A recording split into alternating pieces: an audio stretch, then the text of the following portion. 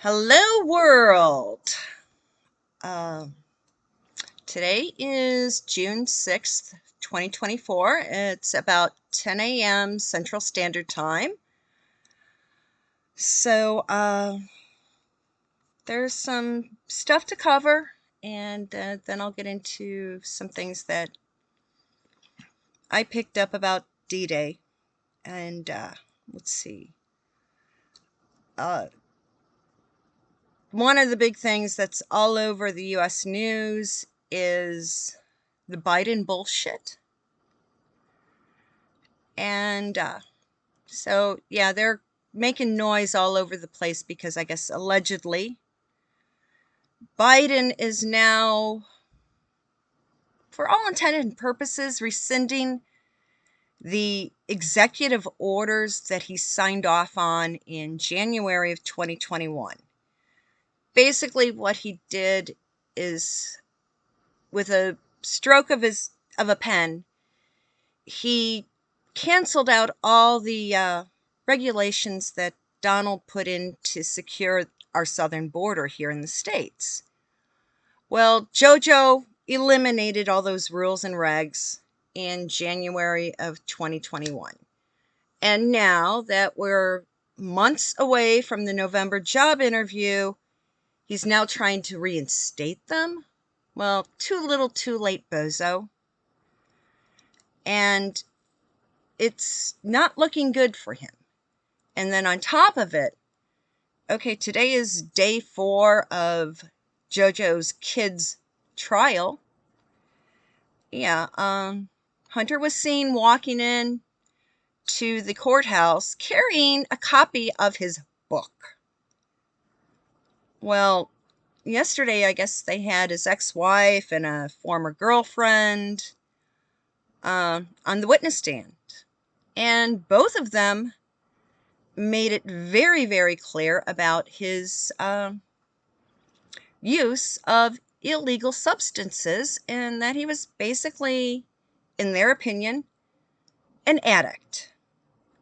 Well, now the defense is pulling out the fact that, oh, his addiction is an illness and he didn't realize that his illness negated federal law and that he should be excused because he was sick.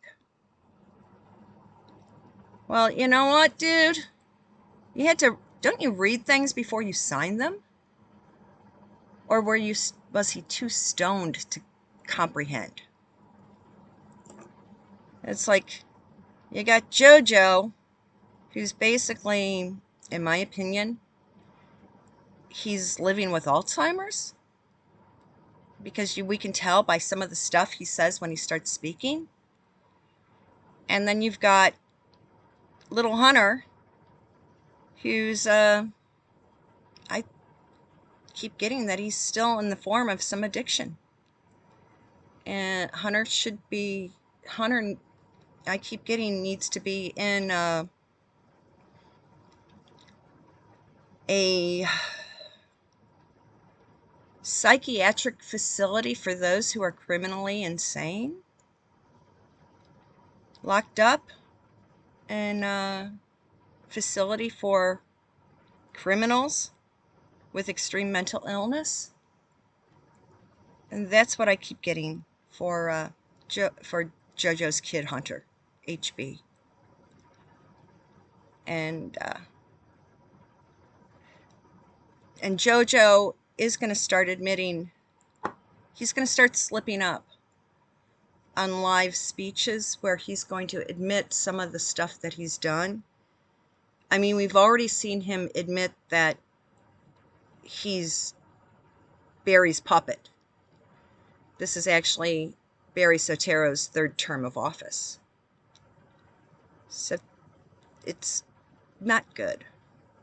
And yeah, JoJo, HB's defense is going to say, oh, this is past the statute of limitations. Well, you know what? If they pull that bullshit, that can flip the script on that sham trial in NYC against Donald.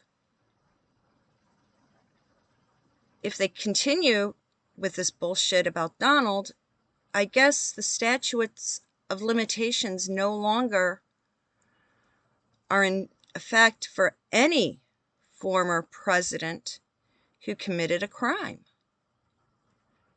We're going to see Billy C. up on the stand for his cigar nonsense. And there's going to be a lot of stuff popping up about Barry's harassment of white men. That's going to come out big time. And it's ironic that here in Chicago, yeah, we have Baboon Johnson as mayor. The guy's a freaking idiot. He's letting the scum of the earth take over in mob action in different neighborhoods. And all over the news, they're talking about this couple that was literally attacked from behind, and these teenagers beat the shit out of the wife, causing a miscarriage. And the Democrat state's attorney's office isn't keeping these teenagers in juvenile detention, but let them go home or let them back out on the streets. And we do have that second ward alderman saying this shouldn't happen, yada da yada da, but I know more about that guy. I can't talk about it right now, but he's going to make a play for Baboon's job. And people need to realize that second ward alderman was actually raised in the suburbs as a good Republican. So he may be the one going up for the position of mayor of Chicago coming next. Now, of course, we're seeing all over the place videos popping up with people and members of the homosexual and lesbian community walking up to these little funky colored haired idiots, giving them pointed questions and giving them direct information, correct information about what happens to somebody if they are living in the Middle East and they're expressing their sexuality so open. These little kitty boos are being educated on what really happens. And the kids are going, huh? Sooner or later, we're going to hear about some of these little teeny, early 20-somethings who don't know their ass from a hole in the ground because they have bullshit college degree that it's going to get them nowhere fast. They're hundreds of thousands of dollars in debt to get a degree a bachelor's degree that is not usable in the real world. We'll see some of them trying to go into the Shiite Muslim countries, the Shiite countries like Iraq, Iran, Afghanistan, Pakistan. And we're going to hear about some of these, they call them queers for Palestine. We're going to start hearing news once they go over about them meeting the same fate as many concert goers from October 7th of 2023. We're going to start hearing that these kids are going over, these 20-somethings are going to go over there and volunteer their support to the Islamic Republic, but they're not going to be, they're basically going to then hope they have all their final arrangements, final paperwork completed before they get on the plane to fly over there. They're going to have a lot of stuff hit the fan, these little kids. And they're going to cry. And that's going to happen soon. And they're going to be their parents are going to be crying to JoJo's government. But because they're worthless. Those children are worthless. The U.S. government, Antony Blinken, is going to do diddly squat to get them home. They're not valuable, okay? I mean, we've got all sorts of people that need to be pulled out of the nonsense of Hamas. These assholes, it's going to get bad. It's going to get bad. There's going to be kids over there, and they're going to come back in body bags. Just like they're saying release the hostages. They have no hostages. They have corpses. Everything that they want back will come back in a ginormous black plastic bag. What's left of the remains. So that's what's coming out. That's what is going to start being revealed.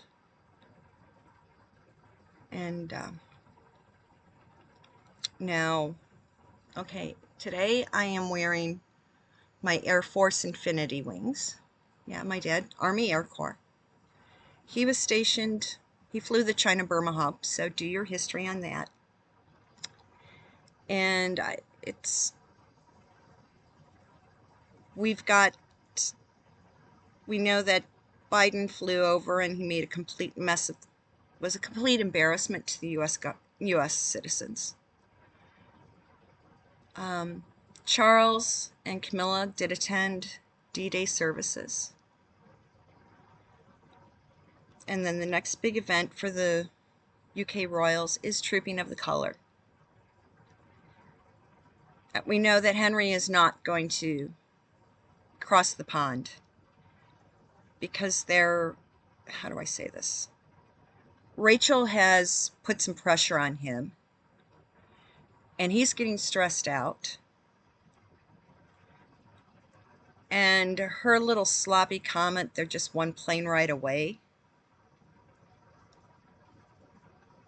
Well, that's also partially means that he may be wanting to cause some upset because we know Charles is on a ticking time bomb right now with his health. And they're hoping that stuff is going to hit the fan in a possible situation where hopefully Henry is the heir presumptive. That's one of the reasons I've listened to some other people and they have said some things. Henry alone with his family, it's not safe for the family to be in close quarters with Henry because he may do, I get the term post-hypnotic suggestion, where when somebody's not looking, he may try to dump something into a pot of tea that would be detrimental to everybody. That's why they don't want him around. And if he is around, he is under extreme scrutiny, and there are independent people in the room. Henry cannot be allowed in the same room alone with any member of his family. And this guy is walking around with all sorts of stuff in his brain He's been fed a lot of substances that has basically put him in a situation where he is unable to function correctly. And in his alleged dream state, he is being fed a lot of suggestions are being put into his brain. It's a sorry thing to say, but that's what's going on with Henry right now. And the mastermind via the hypnosis I'm getting is the mother-in-law from hell. She's the one who's been planting all these disinformation seeds into his brain. And if he decides he can't take it any longer, he may to try and do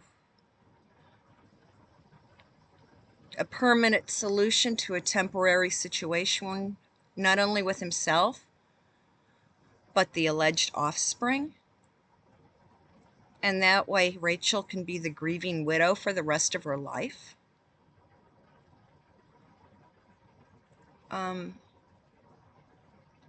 Don't be surprised if Henry's yanked out on the quiet. And like I've been saying, taken back to Highgrove in order to be under 24/7 psychiatric care. And the truth is going to come out about those kids. And especially, a lot is going to happen come this autumn. A lot of things will be exploding in our faces, especially after November job interview. It's gonna really, really defeat her plan. Okay? Now, I kind of caught something today. The other day I mentioned that, yeah, Catherine. Okay, Charles is going to be trooping of the color. He will not be on horseback, but he will be in the secure new carriage. The new carriage, has the air conditioning and bulletproof windows.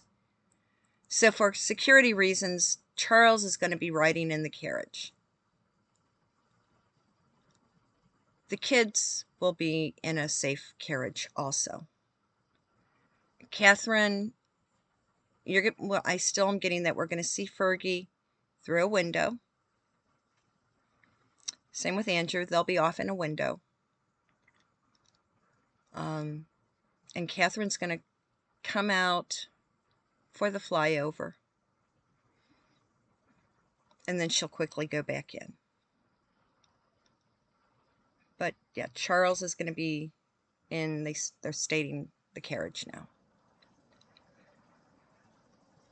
Now, today being June 6th, we need to remember 80 years ago, roughly about 10 hours ago, no, 16 hours ago. Okay, yeah, 10 hours ago.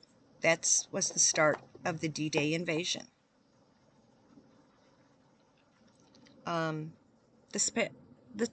This morning, yeah, I was woken up about 12:30 a.m. to like the sounds of gunfire and a baby crying. Well, my neighborhood we don't hear the pow-pows from the gang nonsense, so it's pretty quiet. We don't hear any pow-pows at night, okay? And there aren't any infants within close by for me to hear them crying. What I was hearing, what I believe, was what happened to my grandmother's sister.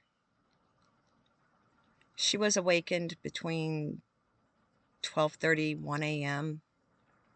on June 6th, 1944. She heard a baby crying.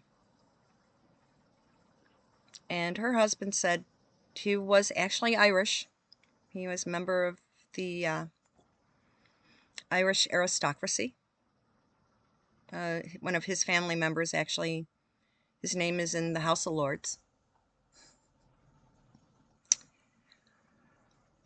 He was telling her, no, go back to sleep. That's not a baby. Don't go out there. Don't go out there. Well, she kept saying, George, I got to go out and see who put a baby on our front porch. And he said, don't do it. Don't do it. Well, being the fool she was, she didn't listen to her husband's advice. She went downstairs and she opened the door. There was nothing out there. What she was hearing was the banshee. The cries. Some people hear it as a baby. Others hear it as an old woman, a crone. When you allow the banshee into your house, into your life, you're allowing the death of a close family member. Her son, my mom's first cousin, was in the initial wave storming the beaches of Normandy. The cry of the banshee was happening between 12:30 and 1 a.m. That would be around between 6:30 and 7 a.m. UK time. The invasion basically kicked off at 6 a.m. What I was hearing was probably the sounds of the pow-pows going off on the beaches and the banshee wail from when that cousin was in the process of crossing over. This is not the first time that this has happened, but it's kind of like a yearly thing. And I know that many other psychics, yes, everything on this is entertainment purposes, only everything's down in the box. I know that many other psychics hear the same things on this day. Just like they also hear screams. If they're in New York, a lot of psychics hear and feel what happened on September 11th. And what they do is basically, for the people who passed on September 11th, we direct them to the elevator. The elevator takes them into heaven. Now, our hearts go out to everybody who lost a cousin, brother, uncle on June 6th, 1944. I'm one of the lucky ones. My dad was stationed in India, Burma, to fly the hump. And without those men, that generation of men and women, I wouldn't be here talking to you now. And there are so many people out here, out on this earth, that if it wasn't for those brave men, none of us would be here. So we need to take a minute at least today, if not every day, to thank them for their bravery and for the sacrifice of many families.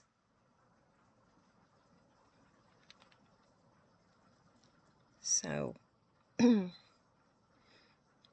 please do so. And so today it's like, hey, Joe Stack, thank you. So everybody needs to thank their family members who served. So everyone, just remember, okay, Saturday, June 8th, I will be live at 1 p.m. Central Standard Time. So everybody have a good weekend.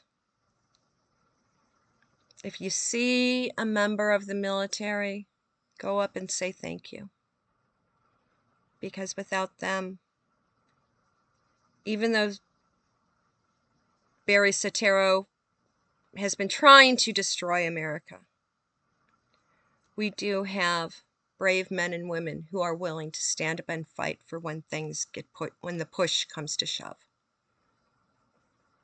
So thank you to all our brave members of the military. And I hope to see everybody on Saturday afternoon. Thank you. Bye-bye.